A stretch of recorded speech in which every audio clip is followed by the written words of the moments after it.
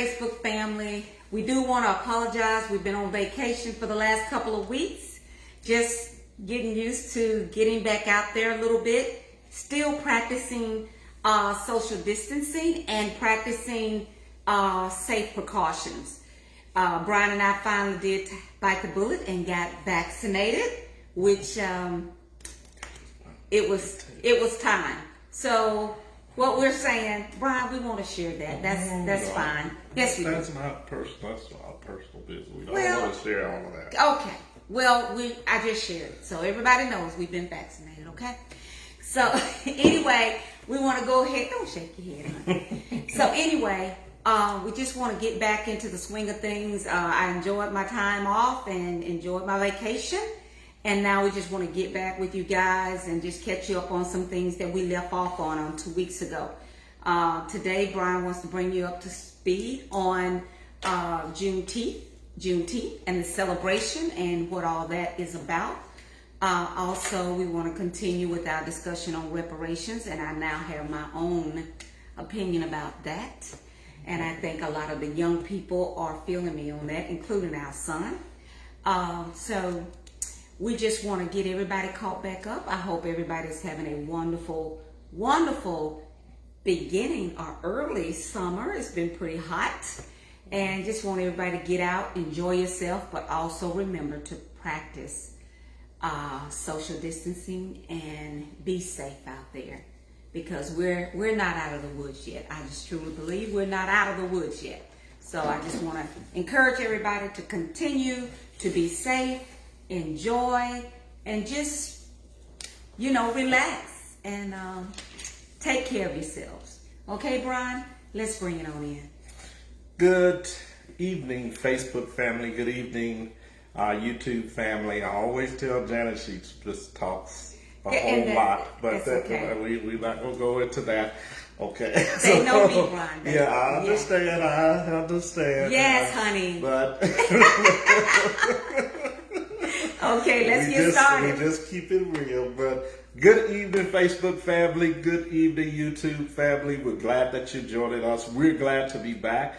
We have had a very adventurous last couple of weeks, if you want to say. We hope everybody had a safe Memorial Day holiday.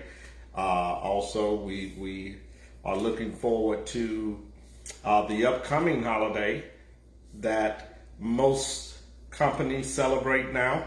Most states are celebrating, yes, even though it has not been legally deemed a federal holiday yet.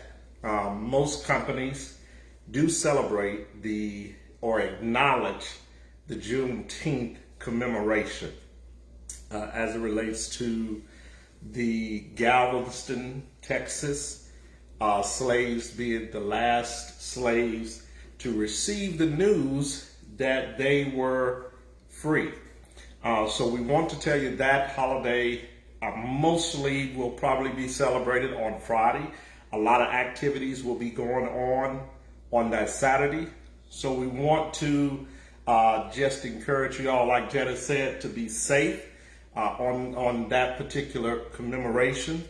And when you do it, remember that, and I'm going to give you just a brief history of it, but remember what you do should always honor the ancestors and should always make the ancestors proud. So in saying that, when we commemorate our ancestors, and this is what this is about, it's not about just getting together and having a big, party. Yes, a big party, big celebration, big wing-ding, or whatever you want to call it. Mm-hmm. It is truly about acknowledging our ancestors, what they actually went through. Yes. And commemorating them, honoring them as their descendants, also acknowledging that we are carrying on the struggle. Yes. That we have not forgotten you. That is what the whole commemoration of Juneteenth should be about. It should not be about just drinking, getting drunk, partying.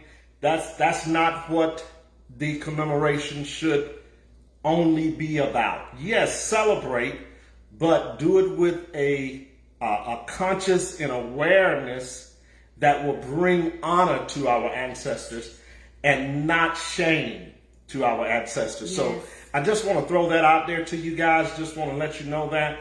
But let's talk a little bit about the history as it relates to Juneteenth and the significance of that. We've already said that in 1862, September the 22nd, 1862, was when a preliminary Emancipation Proclamation was rolled out by President Abraham Lincoln. The December 31st, 1862, the slaves had what they called a watch night service. Okay, the whole concept of the watch night service was developed around the waiting of Abraham Lincoln actually signing the Emancipation January the 1st, 1863. So watch night service, the first watch night service, was in hopes of Abraham Lincoln, the president at that time, signing the Emancipation Proclamation and finally freeing those that were considered to be enslaved Africans. Mm-hmm. Now, the emancipation at that time did not free all slaves. No, it did not. Okay, so we need to acknowledge that. It freed slaves that were basically in the Confederate zone of those states that had seceded from the Union. It freed a portion of the northern states slaves that were still Africans that were still enslaved in the southernmost northern states. Okay, so when we look at the whole concept of emancipation, when we look at how this actually developed during the latter years prior to Lincoln's second election, during the last years of his first term, he actually understood that there was no way to unite the Union if he did not address this issue called slavery. Okay, so that's where the whole concept and the development of the emancipation comes from.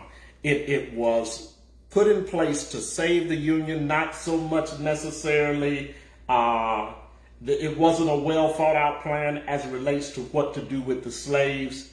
After we save the Union, part of saving the Union is freeing these Africans. We have these abolitionists that are raising Cain. We have a couple of senators, Thaddeus Stevens, Charles Sumner, that are also pushing this abolitionist rhetoric on the Senate floor. Yes. So how do we deal with this? How do we approach this? How do we compact it to where we at least address the issue of slavery? So December the 31st, 1862, the slaves are around bonfires, and I just kind of want to paint a picture for you. They're gathered in Big Mama's houses, little cabins. They're gathered on the plantation, on the little small wood cabins that they called assembly halls, that we now call churches. Yes. Okay, and they're actually waiting. They're watching. Like I said, this is the origin of the first watch night service. Yes. And so at 11 o'clock, the slaves would actually start a countdown.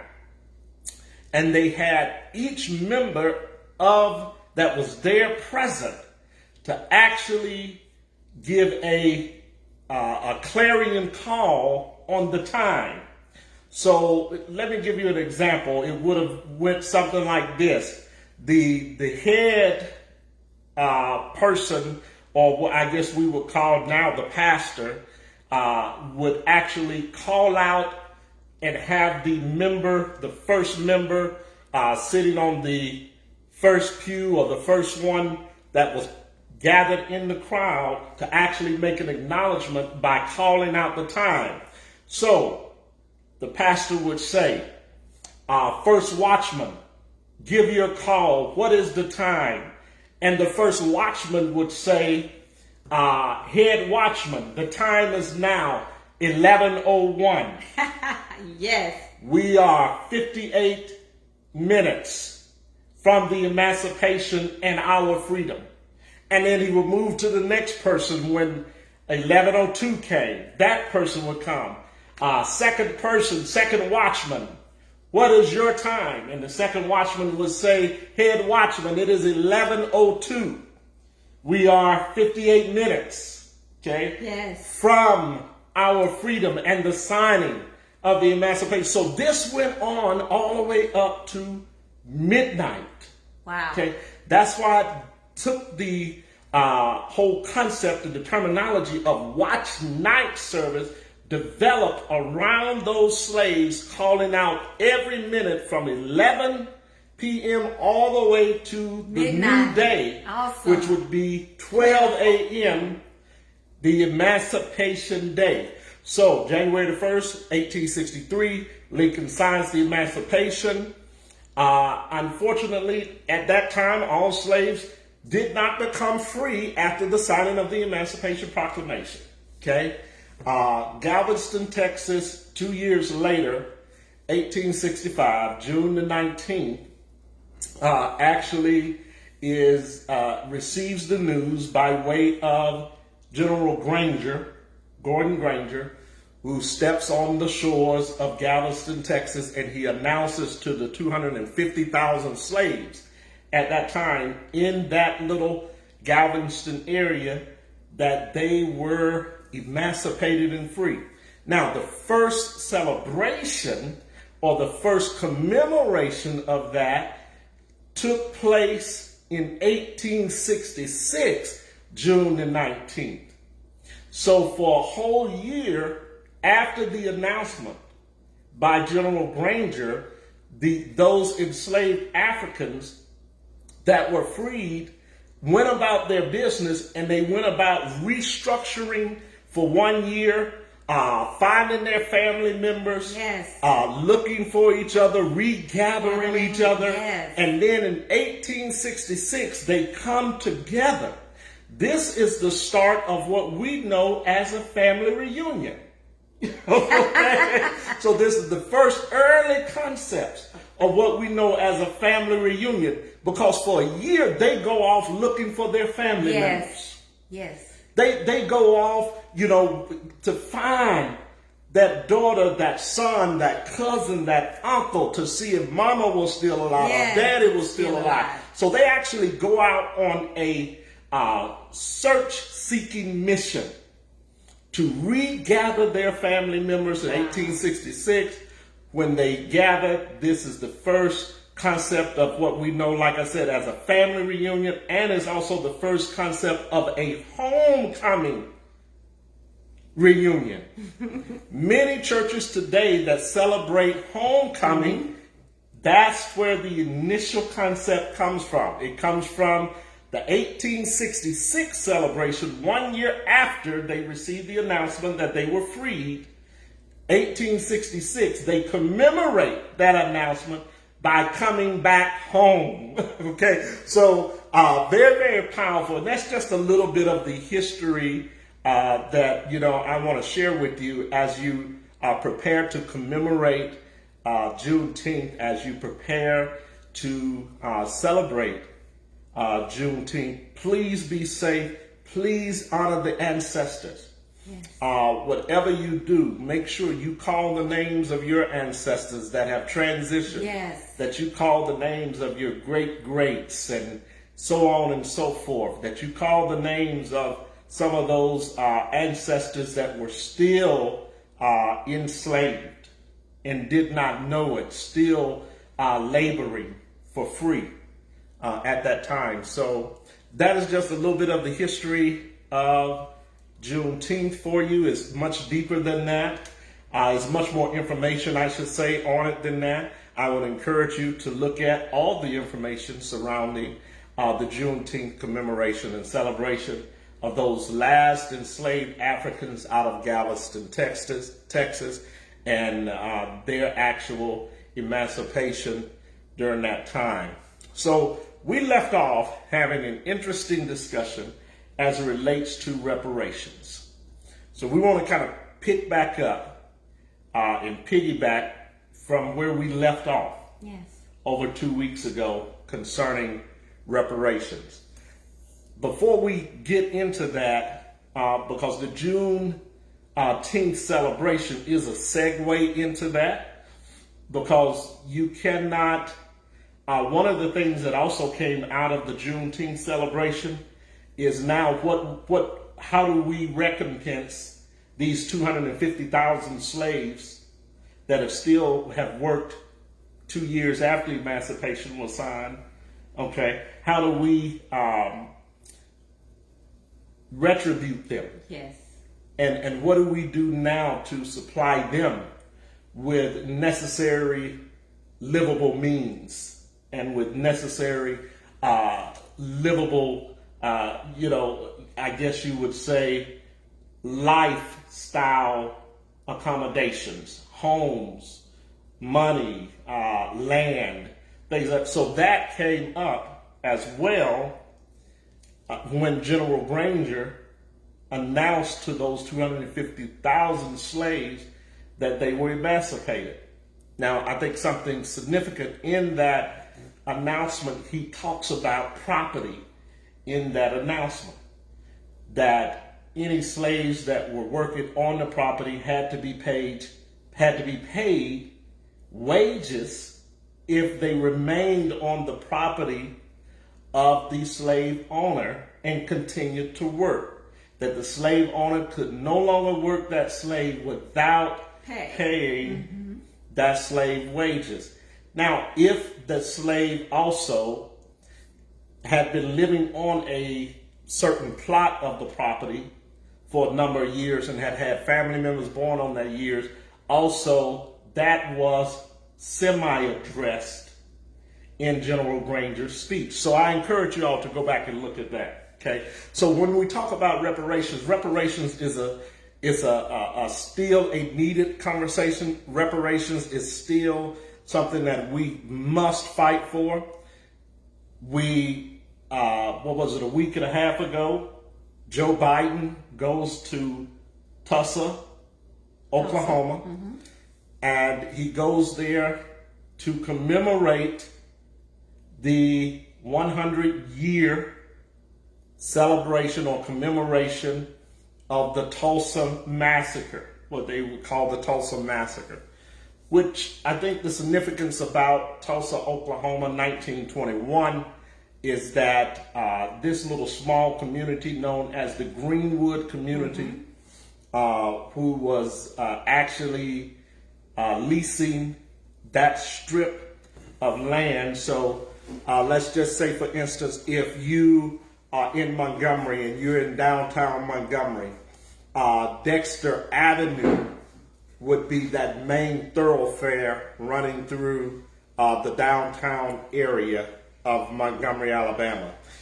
In that downtown area, in that main thoroughfare running through the downtown area, and I'm just painting this picture for you, it would have been very similar to the main thoroughfare at that time in the Greenwood community in Tulsa, Oklahoma. So we know that the whites were on one side and the blacks were on another side of the actual city. So Joe Biden goes there. He goes to be a part of the festivities in the commemoration. We know that there were 3 survivors of the Tulsa, Oklahoma massacre that testified before Congress. One being Vivian Fletcher, her brother Hugh Fletcher, and Mother Randall. All of them 100 years plus were able to tell what they could remember, because at that time they would have been just being born if they were 100 years old, which her brother is 100 years old, Vivian Fletcher's brother. And Mother Fletcher was 107 years old, 106 years old. So she would have been 6 years of age at that time. And then Mother Randall was just turning 107 years old. She would have been turning 7 years old at that time. So still very young, but this trauma was forever etched into their minds, etched into their psyches. So Joe Biden goes there, sweetie. He stands up, he gives a speech. Never once did he address repayment to those descendants. Never once does he talk about reparations to those descendants that were still living, and to those survivors that are still living from that particular incident, that massacre. Mm-hmm. When we can look at, and we discussed this last time, where the United States have paid out reparations. One particular case that I point to is the Japanese survivors that were brought into the internment camps. Okay, they were paid reparations monetarily. Monetary reparations were paid to the survivors and to some of the survivors' descendants. So, but in the case of these black people, no word of reparations were mentioned. What was mentioned is that we need to acknowledge that this was a wrong done as it relates to these white poor people that were poorer than the Greenwood district. You understand? That had returned from the war, that were not making as far as the economy of Greenwood, they were not as prosperous as those black families of Greenwood. And so the whole concept, even when you look, and I have the book upstairs, and I think I showed this on the last one, in reference to the Tulsa massacre.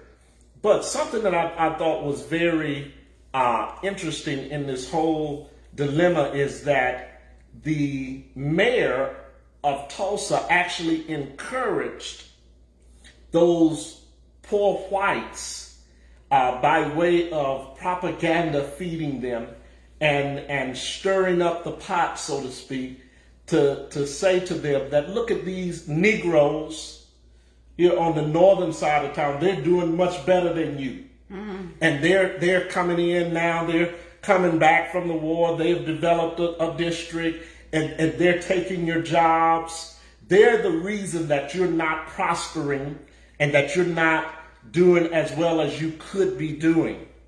Okay? So the whole thing was a setup from the beginning. Okay? But anyway, getting back to Biden, he never mentions once reparation as it relates to these three survivors and the survivors' descendants of Tulsa. So why is reparations important?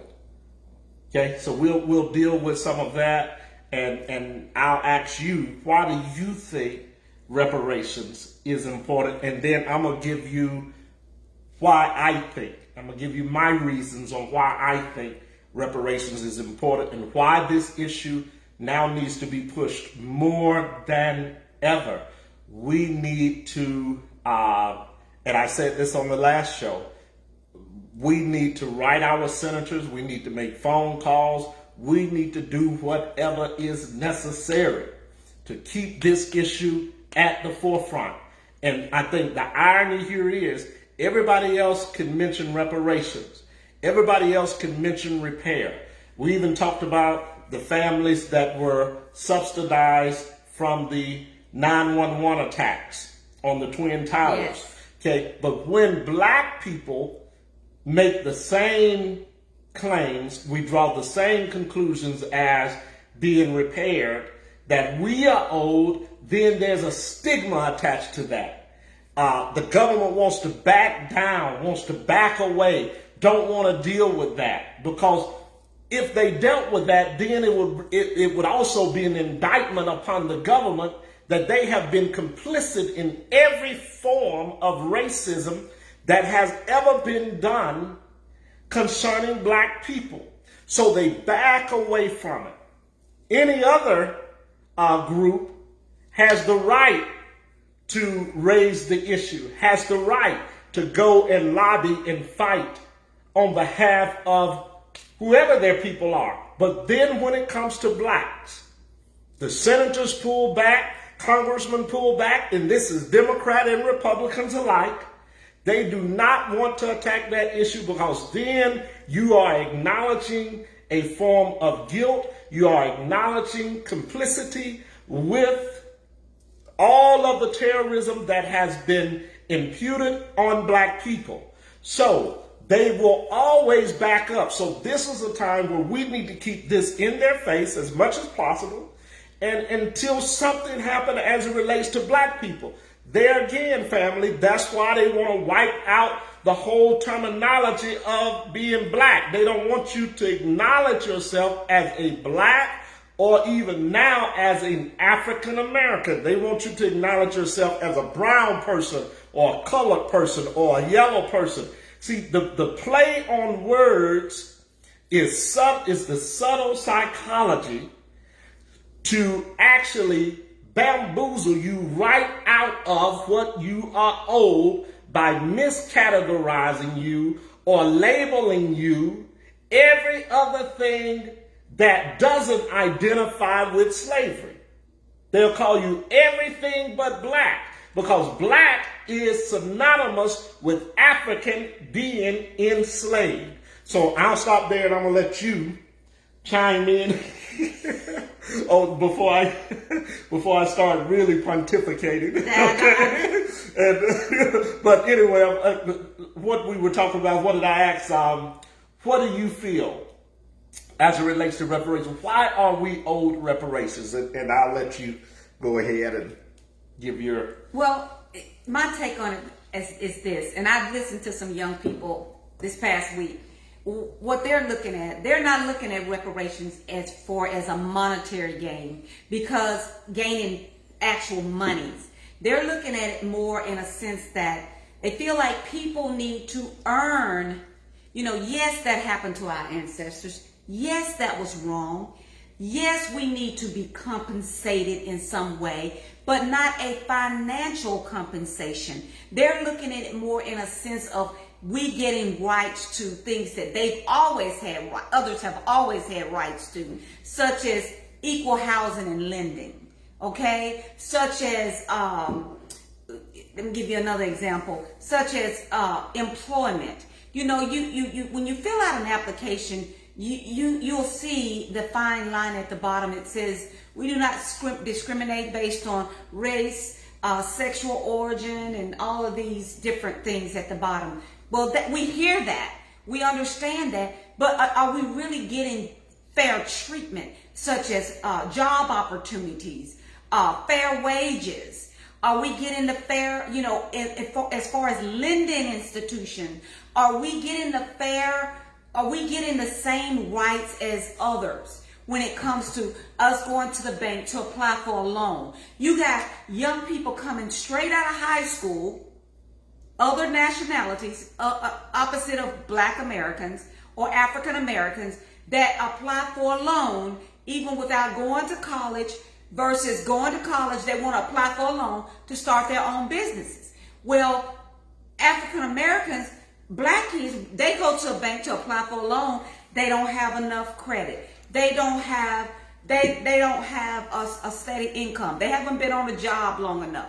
They need a co-signer or what have you. So we are being hit with that. So what the young people are now saying, no, we don't want you to hand us money on a platter. We just want equal rights.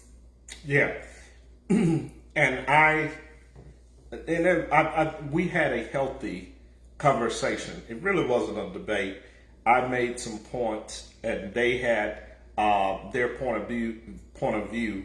And actually, my son, who is the student government president for his high school, who I'm very proud of, he actually wrote a paper as it relates to reparations.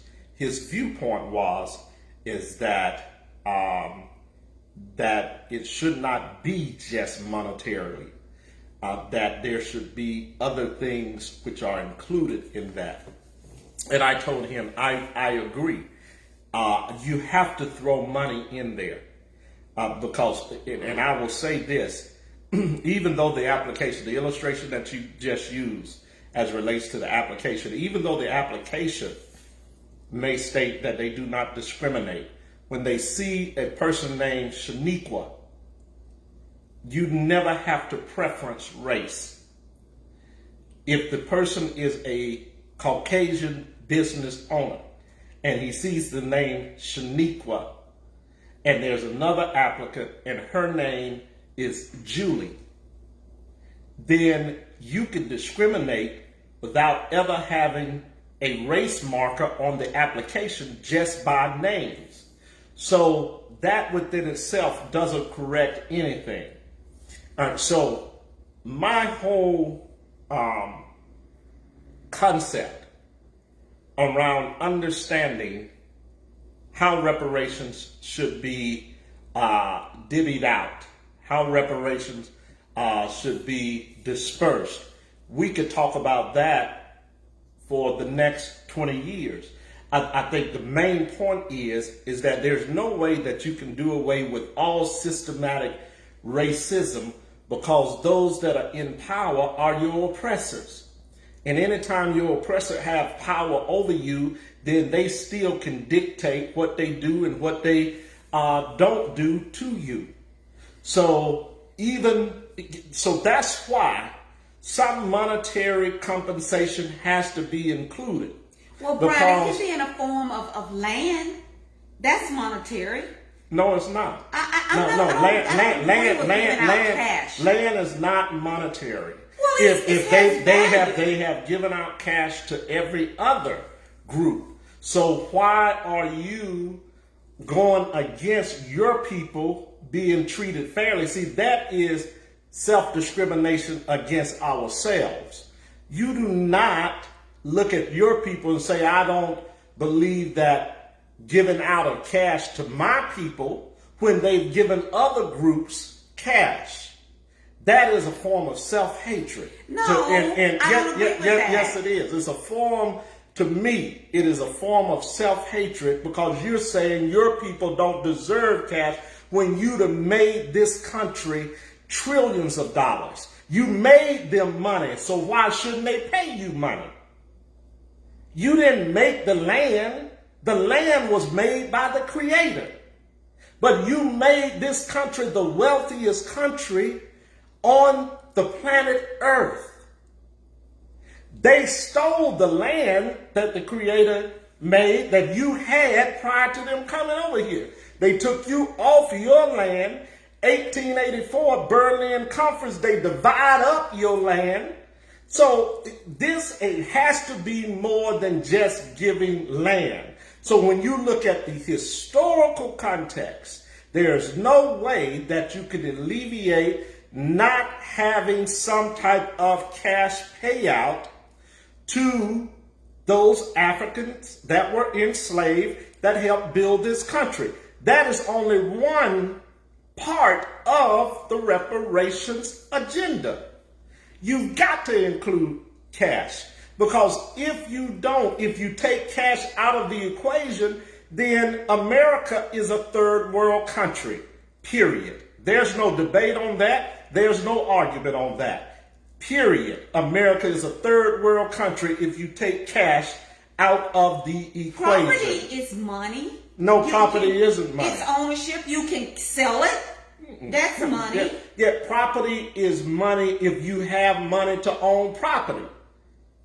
Okay? They can give you the worst property. See, look at when you talk about real estate and you talk about redlining. Okay? You even see this in some redlining districts. You see that the land is so poor that you can't develop the land. Okay? Give you another example of some of that. If you're in the Everglades of Florida and you got majority of swamp land and they say, okay, we're going to give you reparations. We're going to give you 100 acres of swamp land. Nobody is going to buy it Okay, let's just make that clear. Know that that land is literally worthless. It is worth zero. It's not worth any money. So just because you say you're going to give out land doesn't mean that it's worth anything. Doesn't mean that it has cash value. Okay, so now so what we have to do is, as it relates to reparation, like I said, if you take cash out the equation, America is a third world country. This country became wealthy off of the labor of slaves who did not get compensated concerning the wealth that they actually made this country. Okay? This country sold cotton. Cash was given for that. The slaves planted and harvested. The slaves did that. The slaves taught them how to plant corn. Okay, so the natives that were here, the slaves that came over, we watched a beautiful documentary about the history of soul food.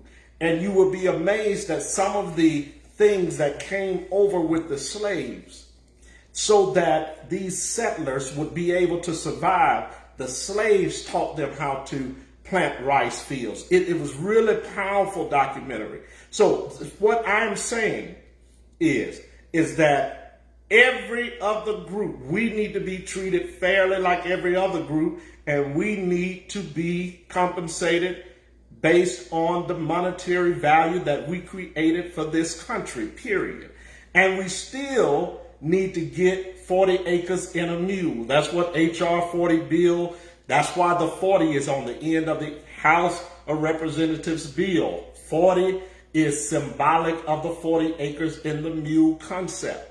So we still need to get our land, and we still need to get those tools provided to us to work the land just like everybody else did. So when you talk about equality, equality means give us the same thing that you've given to everybody else. And if you gave money to other groups, if you gave land to other groups, and we read that when we first initiated this conversation, then you give us the same. You treat us no less because we're no less human than they are. So that, for me, that would be my concern as it relates to this debate. There's no way you could take out or alleviate money in this debate. I'm okay? not saying leave it totally out. I'm yes, saying you said that. Well, what I'm saying, let me retract some of that. It just doesn't need to be about money. It can be equal education. Maybe our kids can be educated for free. Listen, Go to the public school system have been trying to educate our kids for free for over 100 years. And that's another strong subject that I really push. When we talk about education, the education system is not broken because it's broken. The education system is broken because they broke it, and they continue to break it. They continue to break it by not educating our children. Okay? They continue to break it by putting other methods of education in place that will not allow our children to participate and to attend those particular institutions, those particular schools, or whatever they set up as it relates to making sure that we get a quality education. So they still will not include our history in the textbooks. They still will not allow a curriculum to be developed to where we teach our children about who they are. So we have a problem that is bigger than just saying that, okay, we can solve this by equal education. No, we've been fighting that fight since the Brown versus the Board of Education. We're going to continue to be fighting that fight. What we have to do is get back to the place to where we educate ourselves and to where we create our own institutions. So any administrators out there, anybody with knowledge of how to set up a school, we need to be doing it. Well, they're doing it with the charter schools. The charter schools are not black schools. You have very few black charter schools that are set up to deal strictly with black children and their issues. Charter schools are a joke, in my opinion. I do not favor charter schools. I've said this many times before. They are a way to subjugate black people. They are a way to dehumanize our black children. They are a way to continue to separate and to take the brightest and the best out the class, which continues to promote a form of discrimination within your own group of people. When you take the black and you separate them from other blacks and you say, okay, you're worthy to go to this institution, but this little boy isn't. Okay, so it is a joke when it comes to education system. You got one school right there in Montgomery that is a joke that I told you about before it even started, because the person that started it is a racist. She stood on the Alabama floor. She made a joke about one of the black representatives there, and the black representatives had to check her and correct her. It was a racist institution from the start. It is only about lining their pockets and getting wealthy. It's never been about educating our children.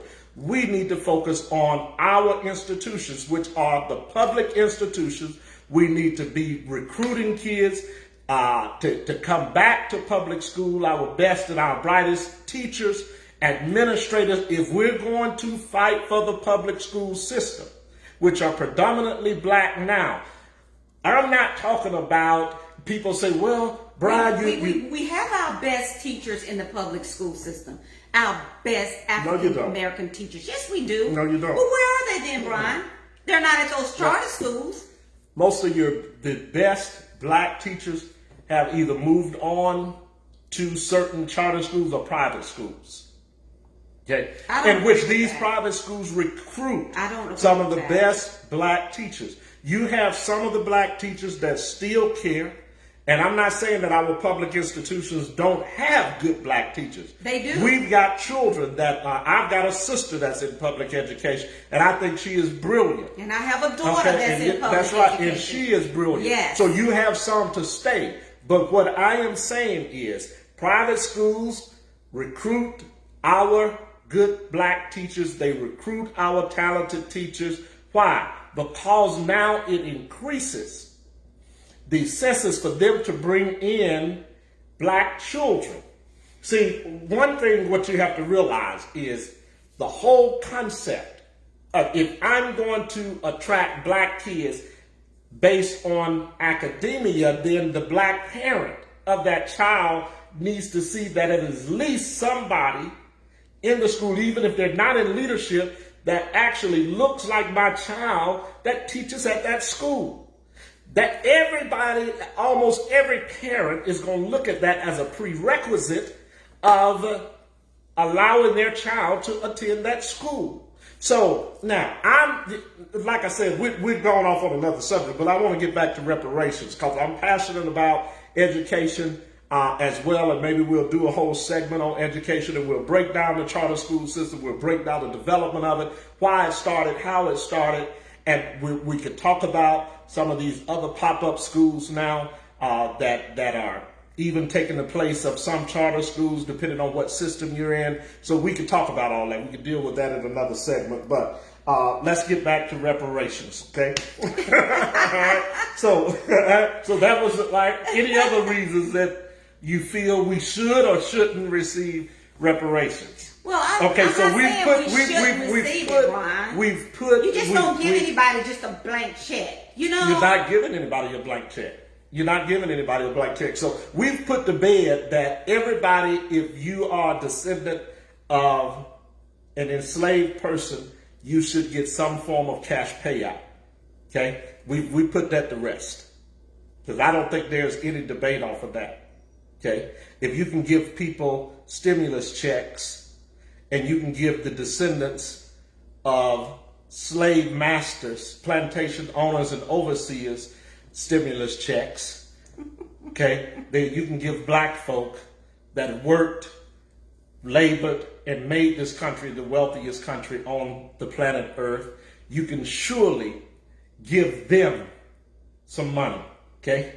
So that there's, to me, there's no discussion. There's not even a, equal debate, in my opinion. Okay?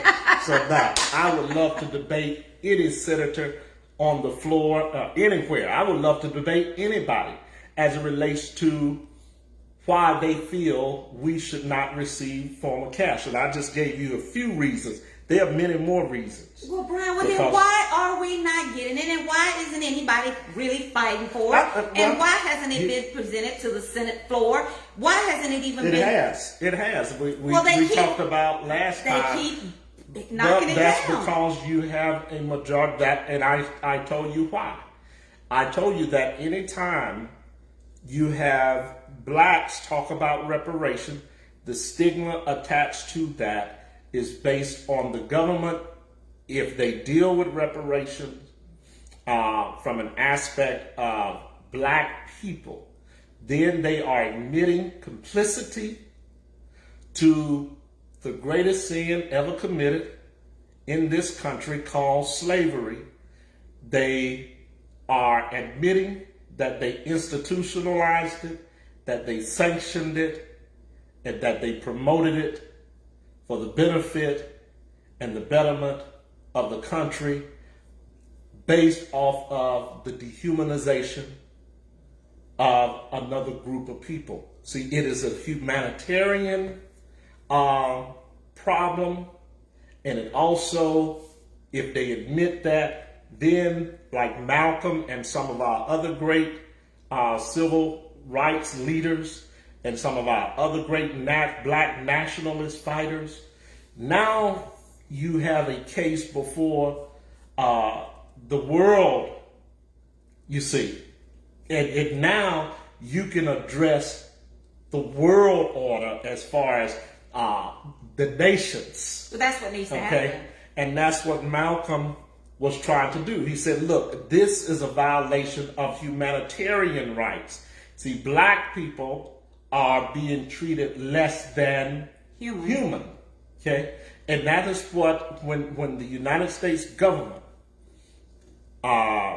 deals with reparations, and the reason they backpedal on it is because they understand the legalities that are involved on a world stage, and they understand that they cannot escape the contextual portion of them being the progenitors of this act of barbarism, and this act of terrorism against another group of human people. So they're always going to backpedal. Our government is always going to backpedal, okay? So let me address what you talked about. Why hasn't there been people? I've been throwing breadcrumbs out like we always do. Callie D. House. Look her up. Mother Callie D. House was a fervent fighter of reparations. She was introduced to nationalist papers by a man named Isaiah Dickerson. Okay? These papers addressed that the government should pay slave pensions. Okay? Okay. And that's what they initially called it. Slave pensions. Okay? When Callie reads this article, she gets so interested in it because she was born just a few years coming out of slavery in 1861, but they said it could have been earlier because during slavery, they did not keep up with good birth records. Okay? But Mother House takes up this fight for 20 years. She goes all over the nation rallying black people. She creates a National Black Mutual Funds Association and relief pensions account for slaves. Okay? She recruits over 300,000 people, family. 300,000 ex-slaves Mother Callie recruits. Mother Callie has 5 children. She is widowed, and she's doing all of this as a brilliant black woman that is fighting for those slaves and herself to receive some form of pensions by the United States government. They owe them pensions.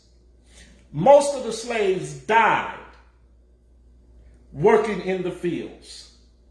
You know what they would do when they would just die out right there in the field? Pick them up, throw them in the grave. Most of the time they didn't even have a burial service for them. For the ones that were older on the plantation, they would dig their graves prematurely. And just when they would pass out in the field or die, pick them up, put them in that pre-dug grave and mark it. Okay, so never having received, from when we talk about pensions, when we talk about reparations, we have to understand what Mother Callie was saying for all of those of our ancestors that died without receiving anything as slaves, that were killed in the process of working in the fields by overseers and beat to death by, slave masters, mutilated, as a form of correction by ripping limbs off, cutting testicles off, sterilizing women without any type of medication. You understand all of these atrocities? We're owed some pension. So Mother Callie goes across the nation. Now let me tell you what they did. This is the United States government. The United States Postmaster General at that time puts together a scheme and says that Mother Callie is doing false advertisement. She actually stated that she actually told ex-slaves that the government had passed slaves' pension and that they were going to be getting pensions, and that was false advertisement. They put her in jail for a year from 1917 to 1918, never proving that she had actually did that. Okay? Just to stop her, just like everything else. After Mother Callie, you have another brilliant black woman that meets Brother Marcus Garvey, and her name is Adelaide Moore, who is known as Queen Mother Moore. Queen Mother Moore is so impressed by Garvey. The first time she hears Garvey speak is in New Orleans. And she marvels at him because his message of black unification. Okay? He didn't talk about anything as it relates to it. He said, listen, don't matter what religion or faith, this is not about that. See, this is about black unity. If you worship Jesus, Jesus is black. If you Prophet Muhammad is your prophet, Muhammad is black. If you worship Yahweh, Yahweh is black. This is about unification. But Queen Mother Moore was so impressed that she joins the UNIA. She becomes secretary of UNIA, and he introduces her to how to navigate through the political system. So then Queen Mother Moore takes up the battle. So we've always been fighting. Queen Mother Moore puts together a plan where she goes to the UN, the United Nations, and she petitions them for over $2 billion as it relates to reparations being paid to ex-slaves still at that time, because there were slaves that were ex-slaves that were still living, and their descendants, she being one of the descendants. Okay? So we have to continue, guys, to understand the importance. See, part of equality is this wicked government finally acknowledging that we wronged other human beings. And they will never do that when it comes to black people. Okay?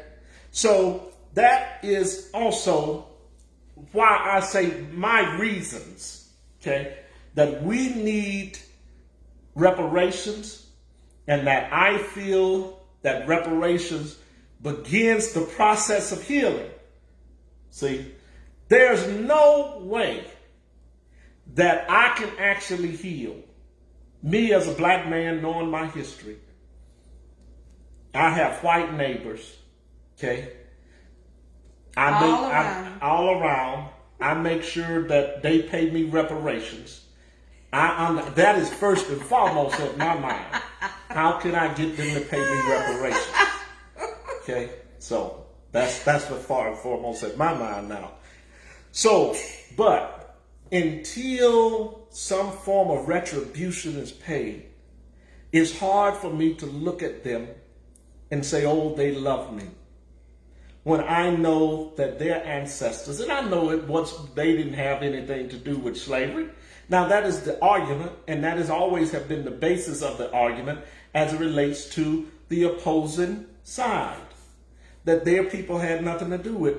Well, your people had nothing to do with that. And let's take that out of the equation. Let's just totally eliminate that. Well, the government institutionalized it. So, and the government was run by white people. So, I'm asking the government to pay us what they owe us because they institutionalized it, they sanctioned it, they promoted it, they did everything to make sure slavery was a viable source of labor to enrich this country. So even if it wasn't your ancestors, it was somebody that was kin to your ancestors in the government because y'all are all related, just like black people somewhere down the line. It's no different. So I can't properly heal. I cannot properly, it's hard for me to trust white folks to the point of just saying, oh, they love me. I just can't do it.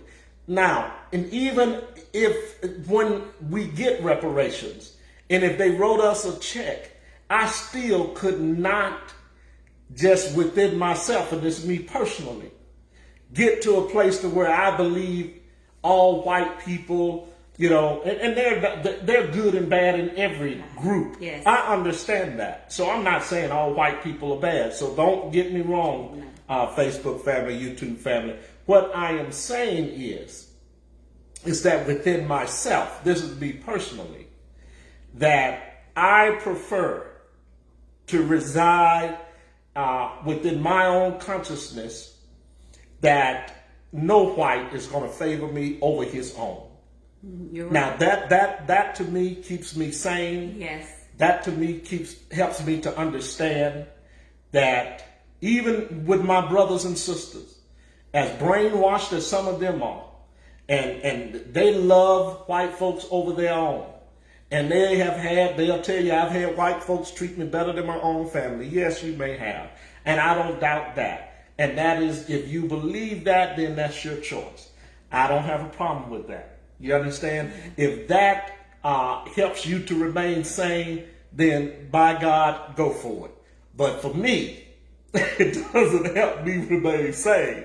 And until I get some money in my pocket that I can pass on to the next generation and enough wealth to pass on to 2-3 generations like they've done, then I'm not satisfied. Mm-hmm. So it doesn't matter how much money we've, and I'm not going to get on President Obama, but the whole concept of pull yourself up by your bootstraps when you don't have any straps.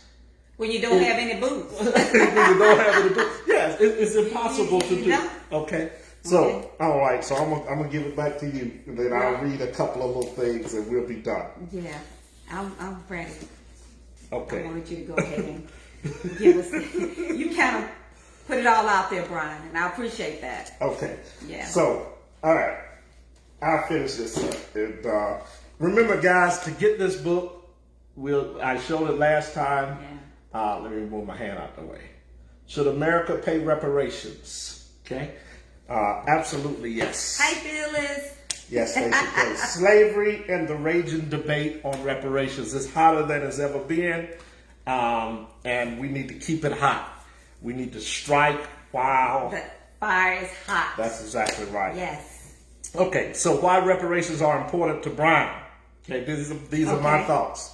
Because it signifies the values of labor, of the enslaved African which had been sanctioned by the U.S. government. That's number one. Number two, it recognizes the African contribution in building this nation and their loss, which was deliberate by withholding any compensation. Okay. Number three, to acknowledge the sin of this nation against enslaved Africans and their descendants, not just the Africans, but their descendants also. Also, to finally process the guilt and shame of slavery so that healing between those descendants of enslaved people and the descendants of the plantation owner and overseer can finally take place. And then number four, to restore the wealth gap created by the institution of slavery and the U.S. government to those whose descendants are still affected by the inhumane treatment of their ancestors. Okay, so those are my 4 reasons of why reparations are important. All right, guys. I do not disagree with that. I can't. Brian is, again, he's done his research and he believes what he believes and he stands by it. He doesn't back down. He'll take it to any floor and he's willing to debate anybody on that.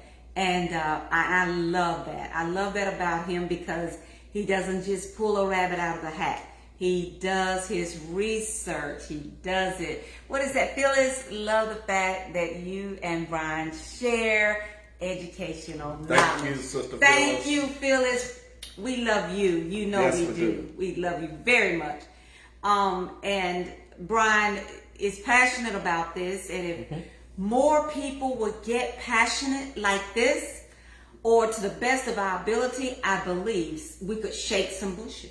That's what could. I really believe it would make a difference. It may take us a minute to get it, but I do believe we would, if we make enough noise about it. Absolutely. Squeaking wheel gets the oil. Exactly. Yes. I do believe that this will come to fruition and we will all benefit for it. Yes, I do absolutely. believe that. And I see nothing wrong with it. My thing, I disagreed. And it's good to, I agree to disagree. The way I we disagree to agree. I disagree to agree. The way to receive the reparations, in which manner. But there's more than one way. You know, there are multiple ways that we should get it. Just like Brian said, you know, there are other nationalities that have gotten monetary, right? They've gotten land, they've gotten houses, they get tax cuts, big tax breaks. Even coming into this country, they're getting tax break. What African American That you and I can't get. that we can't get? What African American that you know that gets tax breaks just because they're here? We don't get it like that. You know, if we were in Africa, could we come here and get tax breaks? I don't know. I have to ask.